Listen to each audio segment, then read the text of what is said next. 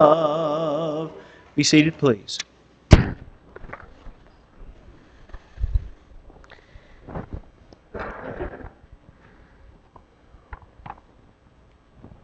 When I was a little boy, used to ride with my dad different places in his pickup truck. This was happening usually just outside the small town of Bruton. We lived out Travis Road.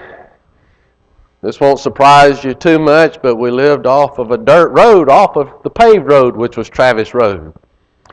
Anybody have an address like this? Our address was Route 3. That was it. That was it. Those are the sticks in which I enjoyed a lot of my youth. One of the things that my dad and I would traditionally do whenever we would go out in his truck, we would stop at a little bitty service station that was about 5 miles from our house. And Dad would make me sit in the truck, and he'd go in and he'd get something to drink for himself, and he'd get something to drink for me, and then we'd just ride around drinking our drinks. And again, I was a real little boy, and so it always interested me to see that my daddy, whenever he would come out with his drink, it'd be in a brown bag like this. My drink was not in a brown bag. It was just a Coca-Cola, something like that, maybe orange drink. And you're probably a little bit ahead of me on this, but after a while I got a little bit older and a little bit bigger and a little bit wiser, and I figured out that my daddy was using this brown bag to disguise what he was really drinking. I thought he was drinking a Coke like I was drinking, orange drink like I was drinking, but actually inside the brown bag he'd have some kind of beer can in there. And so this was like a trick that he was playing on me. He was disguising. He was putting his sin, his sinful behavior in a bag, and maybe not exactly being or doing what he was pretending to be or pretending to do. You ever known anybody like that? You ever known anybody that they pretended to be something, at least sometimes they pretended to be something that they had no full intention of being? They disguised things. They were not always honest in what they said or what they did, and they played tricks, and they wore costumes sometimes, and what they looked like they were doing really wasn't what they actually were doing. My daddy was a good man. He ultimately became a deacon in the Lord's church, loved his son, loved his wife, and did a lot of good for a lot of good folks. But there was a time in his life when he put something in a bag that really didn't need to be in a bag. It didn't need to be in his heart. It didn't need to be in his life. Again, he's not the only one who's done that. Maybe you know somebody else who's done something similar to that. Maybe some of us this morning are, in fact, guilty of doing something like that, maybe on a little bit different level. Other folks pretend, as we know. A lot of folks are wolves, but they're actually dressed up like sheep, and we read about these folks in the Bible. And I want to direct your attention to a group of people in our book called Pharisees. Pharisees, as you know, were some of the great all-time pretenders, hypocrites, Jesus called them. Now, a hypocrite, you need to know, is one who wears a mask. One who wears a mask. One who never intends to be what they're pretending to be. I want you to open in your swords, please, to Matthew chapter 23. We're going to take a peek inside the bags this morning of the Pharisees and see what they got going on in their hearts and lives. We're going to see some ugliness in their bag that's wrapped in maybe a rather attractive package. Seemed like for the The Pharisees, as we're about to notice, that every day for them was Halloween. Let's just get dressed up. Let's wear a costume. Let's fool people. Let's appear to be a whole lot better than we really are. This is Matthew 23. Do you have it? Beginning with verse 1. Then Jesus spoke to the multitudes and to his disciples, saying, the scribes and the Pharisees sit in Moses' seat. These are important people, or they sure want to be important. Now remember, for the Pharisees, it's all about the show. It's all about the show. Therefore, whatever they tell you to observe, that observe and do, but do not do according to their works, for they say and do not do. For they bind heavy burdens, hard to bear, and lay them on men's shoulders, but they themselves will not move them with one of their fingers. But all their works they do to be seen by men. It's just a show. That they make their phylacteries broad and enlarge the borders of their garments. That's all about the spiritual trinkets they wore, trying again to be more impressive to men than they certainly would ever be to God. They love the best places at feast and best seats in the synagogues, greetings in the marketplaces, and to be called by men, Rabbi, Rabbi. Drop down to 13. But woe to you, Jesus saying to these folks, these costume wearers, scribes and Pharisees, hypocrites, one who wears a mask, for you shut up the kingdom of heaven against men, for you neither go in yourselves, nor do you allow those who are entering to go in. Verse 14, woe to you, scribes and Pharisees, mask wearers, hypocrites, for you devour widows' houses, and for a pretense, and they're pretending to be, for a pretense you make long prayers, therefore you will receive greater condemnation. Woe to you, scribes and Pharisees, hypocrites, mask wearers, for you travel land and sea, notice this, to win one proselyte. And when he is one, you make him twice as much a son of hell as yourself. Is Jesus aggravated with this? Sure seems like it. Look at 16. Woe to you, blind guides, that's not worth much, who say, whoever swears by the temple, it is nothing. But whoever swears by the gold of the temple, he is obliged to perform it. Fools and blind. He goes on to assault these men who need assaulting. Look at verse 23. Woe to you, scribes and Pharisees, hypocrites, mask wearers, for you pay tithe of mint and anise and cumin, the little bitty things, and have neglected the weightier, the big matters of the law, justice and mercy and faith. These you ought to have done without leaving the others undone. He continues his assault. Verse 24. Blind guides who strain out a gnat and swallow a camel. How ridiculous is that? Verse 25. Woe to you, scribes and Pharisees, hypocrites, mask wearers, for you cleanse, notice this, the outside of the cup and dish, but inside the bag they're full of extortion and self-indulgence. Blind Pharisee, notice, first cleanse the inside of the cup and dish, that the outside of them may be clean also. Woe to you, scribes and Pharisees, mask wearers, hypocrites, for you are like whitewashed tombs, which indeed appear beautiful outwardly, but inside, notice, are full of dead men's bones and all uncleanness. And now 28. Even so you also outwardly appear righteous to men, but inside you are full of hypocrisy and lawlessness. Note especially verse 28, the phrase, they outwardly appear righteous. They appeared to be cleaner than they were.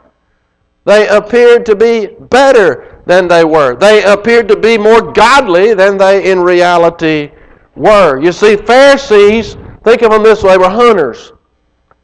They were hunting. They were hunting for the applause of men. for the adulation of their neighbors. So they wore disguises. They wore costumes. Hunters today do that, you know. Deer season is just around the corner, and it's amazing what we deer hunters will wear. We'll put on camouflage from head to toe. Some will paint their faces to disguise themselves, to trick a deer. Some will wear doe hormones. They'll spray that on themselves to be more attractive to a buck. Some will actually put fox urine on themselves to mask human scent. It's all about getting the deer. It's all about the disguise, the costume. Are you hunting today? Are we hunting anything today? Hopefully, all of us, we are seeking, we're pursuing, we're hunting for the approval of God. But reality is some are hunting for the applause of men. We want to be liked by people. We want to be thought highly of by those in our circles of love and influence. And that's not wrong on every level, obviously. It's good to be loved. It's good to be liked. It's good to be respected. It's good to be admired. It's ungood to, in the pursuit of being liked and admired and praised, we wear a mask, we wear a costume. You see, at times, in order to be the popular person, we may be tempted to put on some camouflage, to wear a Christian costume here and another costume somewhere else. Wear a mask in this place and another kind of mask in another place. It may be tempting to not be what we really appear to be. Maybe to trick some folks into thinking that we're really better than we actually are. May I ask us, asking you, asking me, are you wearing any camouflage today? Any costumes today? Doing any pretending today in order to be more attractive to somebody? The devil's pretty tricky, you know. He disguises himself, first of all. Disguises himself so that he doesn't appear to be as bad as he really is. And then he also disguises sin so that sin doesn't appear to be as bad as it is. And then he tempts us to disguise ourselves so that we'll appear to be maybe better than we actually are. You remember in the Garden of Eden, he puts on this snake costume and he slithers in and he wrecks a life and wrecks a family and in some ways wrecks the world. He disguises himself. He disguised the fruit. Basically slithers in the garden and says to Eve, trick or treat. And she chose the trick. What a high price. Made that fruit look really, really good, but it was really, really bad. That's always his strategy. The devil was the aroma, wasn't he, in the soup that Esau just had to have, and he paid such a high price to get it. It really wasn't as good as it looked like and smelled like it was going to be. Devil was the gleam in Delilah's eye that caused Samson to act like such a foolish man. Devil's always known and been quite successful at this. The secret to getting somebody to commit a sin is to make that sin look a whole lot better than it really is. He not only does that with sin and making sin appear to be better than it is, but he tempts some of us sometimes to appear better than we really are. Isn't it easier to appear to be good than to actually be good? Judas. He appeared to be really good. We're trusting him. Think about bags. We trust him with the bag that holds our money. He appeared to be good, but he was rotten. Ananias and Sapphira. I'm sure they were there every time the doors were open. They appeared to be good. They're generous folks, but they were rotten. They were not as they appeared to be. And then these Pharisees. They strutted up and down the streets. They had the finest clothes, the finest vocabulary. They were the best of the best in appearance. But the inside of that bag, inside those hearts, you take a peek inside that, and you're going to see some ugly stuff from them. So now we ask, getting into 2013 again, the here and the right now, the us, what's in your bag? What's in your bag? What's in your life? When I say you, I'm saying me too, right? What's in our heart? I'd like for us to do a little reviewing now. I think everybody has a bag. You agree with that? Everybody has a bag, so I'm asking what's in your bag. Some of these things that I'm going to pull out, they might be in your bag that don't belong in your bag. But we're going to take a peek into our bags, our hearts, our lives, and just see if any of these are there. Right? Here's one. This is a bingo game. Is this something maybe that we got going on in our bag, in our life, that we're trying to hide? We just like gambling, man. We like the thrill, the adrenaline rush. But we don't want everybody to know that. So we keep it in a bag. We keep it hidden. It's a secret.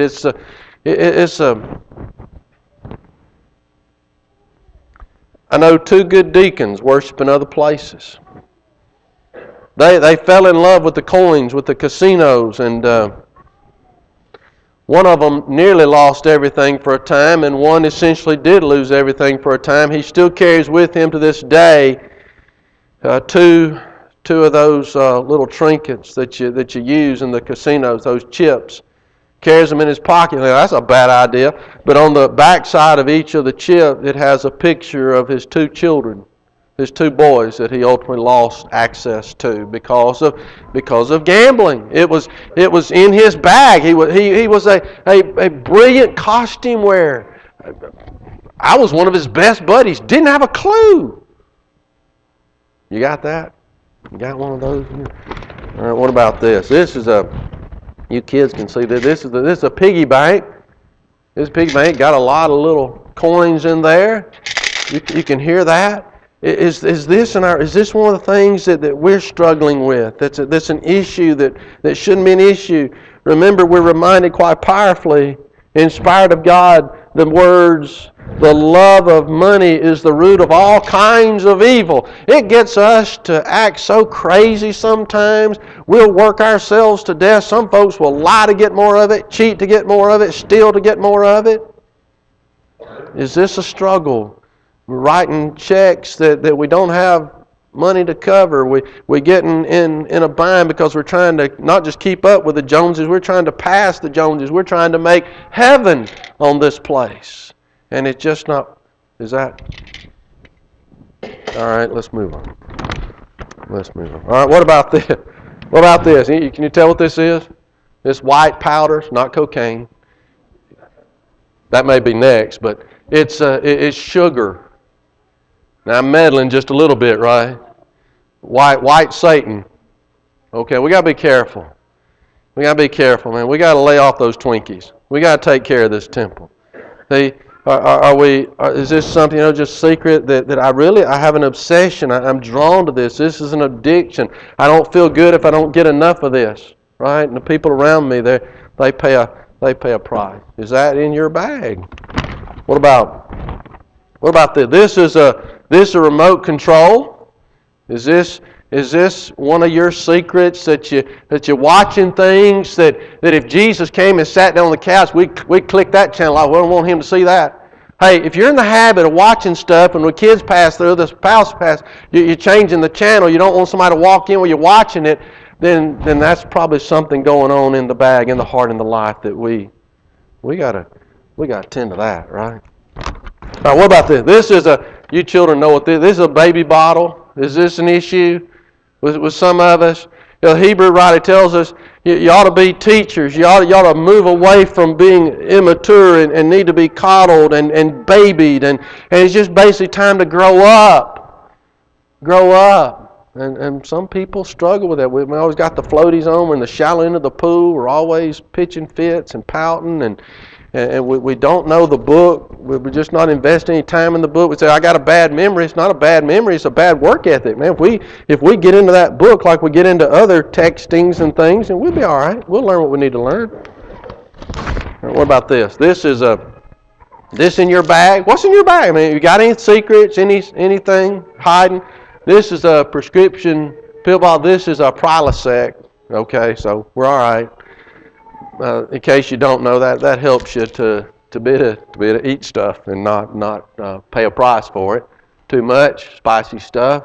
But let's just let this be symbolic of maybe one of your secrets or our secrets this morning is that I got a prescription for pain or for whatever, and it says to take 2, and I take 10.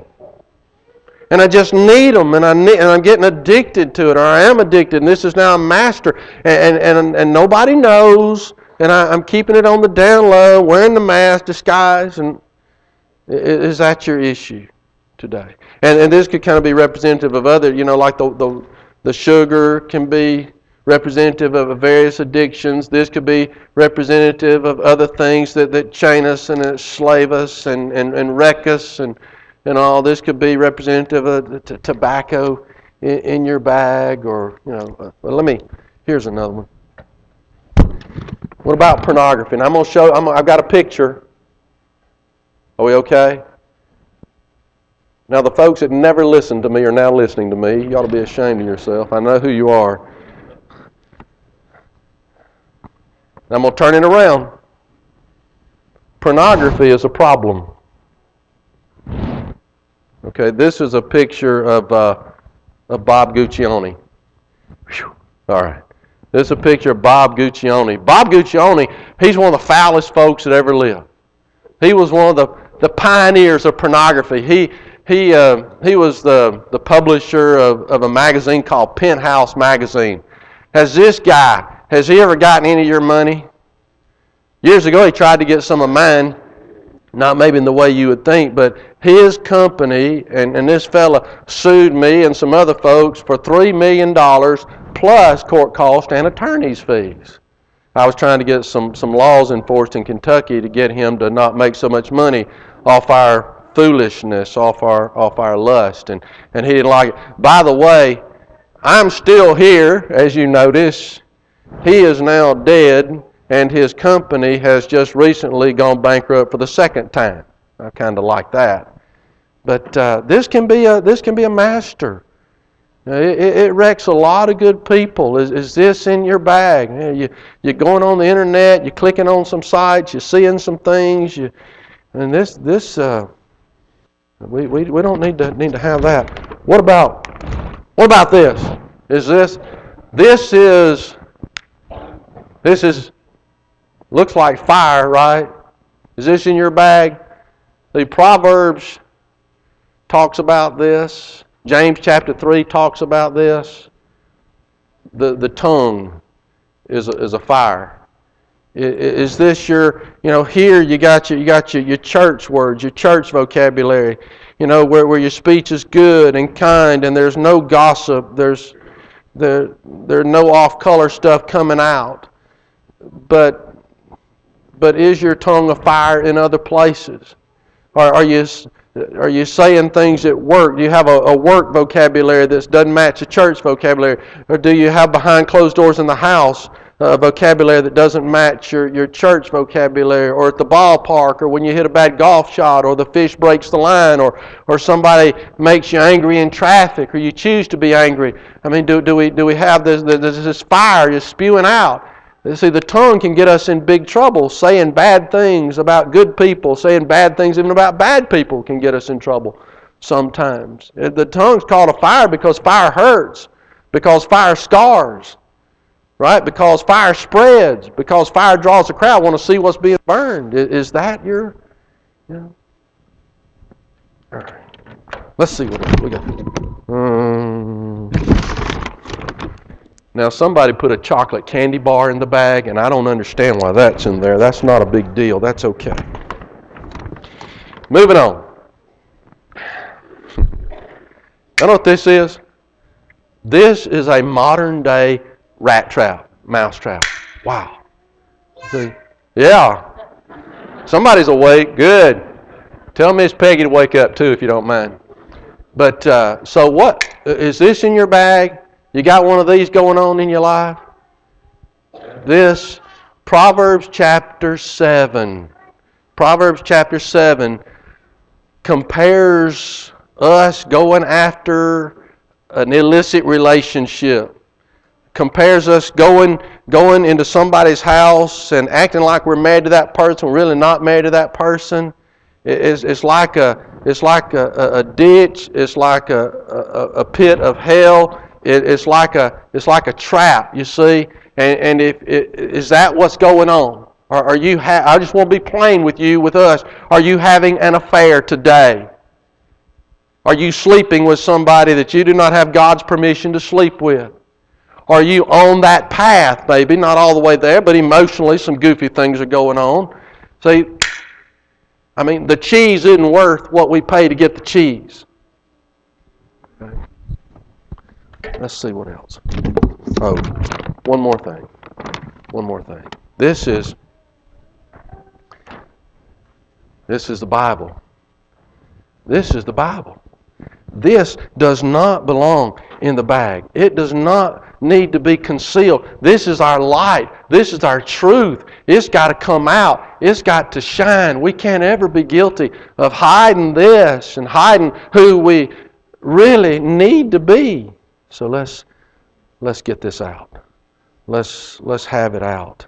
Bible doesn't need to be put in a bag. It needs to be put up on a pedestal. It needs to be promoted by us. By us. Now, all right, you think about all the contents of the bag, or your heart, my heart, our lives, and I just touched the hem of the garment there. Many other things could have been listed, and maybe many other things are a part of us, inside of us, that shouldn't be. And these toxins need to be removed. Now, by the way, we didn't just fill this bag up, this inside of us up with this bad stuff overnight, so it might take just a little while to get rid of some of it. Repentance is not an immediate thing always. It can be a process, but let's get the process rolling where we get rid of this, where we not just appear to be righteous, but we actually are righteous. So, 2013 applications, let's roll in that direction for another moment or two. If we are here today, for example, and we appear to be worshiping God in spirit and in truth, then let us in fact be doing that. Let us be worshiping God in spirit and in truth. But if we're here today appearing to worship and we're daydreaming, or we're evaluating others and their performance, or if we're here and we're planning our next move later on in the day, or if we're here and we're wishing we were somewhere else and we're so fixated on the clock, then we are not worshiping as we appear to be. And we can do better than that. If we are here or wherever we are and we appear to be loving our spouse, that's good, that's wonderful. So let's be that. We're going to appear to love our spouses. We're going to appear to be great husbands and wives. Let's be great husbands. Let's be great wives. But if we are moving towards having an affair, if we are having an affair, obviously we are not being what we appear to be. If we are having World War III behind closed doors, we'll just lambast him. We'll just blast her. Then we are not being as we appear to be, and we can do better than that. We really can with God's help. For the unmarried, if you appear to love your boyfriend, if you appear to love your girlfriend, that's good. Keep on doing that. But if you are using the body of that boyfriend, if you are using the body of that girlfriend to gratify yourself, you are not as you appear to be. And we can do better than that with God's help. You children, if you appear to honor mom and dad, that's great. Then honor mom and dad. But if you're doing things that if mom and dad found out about it, it'd shock them, you are dishonoring them. And you can do better than that. If you appear today to be a great parent, and frankly speaking, everybody here appears to be a great parent, and that's good. If we appear to be a great parent, if we appear to be a big believer in discipline, in bringing our children up in the nurture and admonition of the Lord, if we appear to be the kind of person that has a faith worth imitating by our children, that's great. Let's do that. But if we don't have a faith worth imitating, if we're disciplining our children more than we're disciplining ourselves, then we're not as we appear to be, and we can be better than that. We can be godly. If we're here today and we appear to love the church and love our brothers and sisters, that's glorious, that's wonderful. Let's love her as she deserves. But if we never rise in defense of the Lord's church, if we never pass up an opportunity to bash God's family, then we are not as we appear to be. And we can do better than that. Don't just appear to be good. Be good. Don't pretend to be good. Be good. Don't intend to be good. Let us be good. Let us be godly.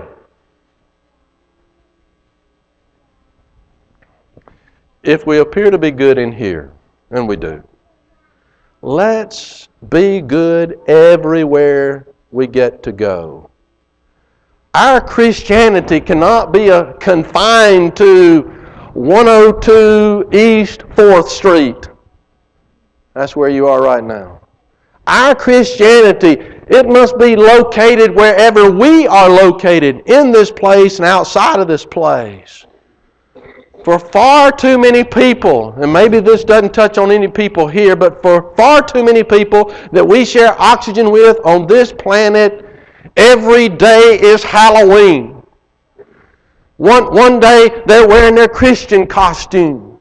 Another day they're wearing their good parent costume, or good child costume, or good spouse costume. And we can do better than that. Let's take off the mask. Let's take off the hypocrisy. Let's take off the costumes. And let's put on Christ. And let's be what we appear to be. And what Jesus needs us to be. 3 passages to end with. This is Numbers 32:23. Be sure your sin will find you out. Every sin ultimately is going to be unbagged. Those books are going to be opened. Proverbs 28:13. He who covers his sin will not prosper, but whosoever confesses and forsakes them will have mercy. In Job 14:17, I love the way he dealt with his sins in a bag. Just gave the bag to God. He says, my transgression is sealed up in a bag, and you cover my iniquity. Just letting God deal with the things that he cannot any longer deal with.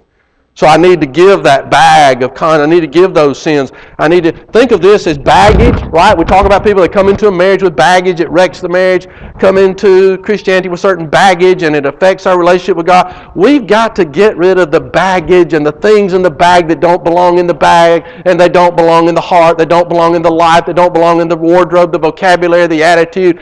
We can get rid of thankfully, there's nothing in your bag or mine that's too big for God, too bad for God to forgive. If we'll discard it, if we'll confess it, if we'll come to Him. You think about the Apostle Paul, and he had a bag full, didn't he? All the garbage going on, and he was cleansed, he was forgiven, he was immersed into the body of Christ for the forgiveness of his sins by Ananias, and he now is someone we can be like, we can follow Him, and we can be pleasing to God. He proves to us that we really can be what we ought to be. We really can, and we really should. Now, one bad thing, kind of a scary thing. Told you about riding down the road with my daddy, and he had his in a bag. I wanted mine in a bag too. I did. So he brought me a bag, and I rode down the road with a Coke in my bag.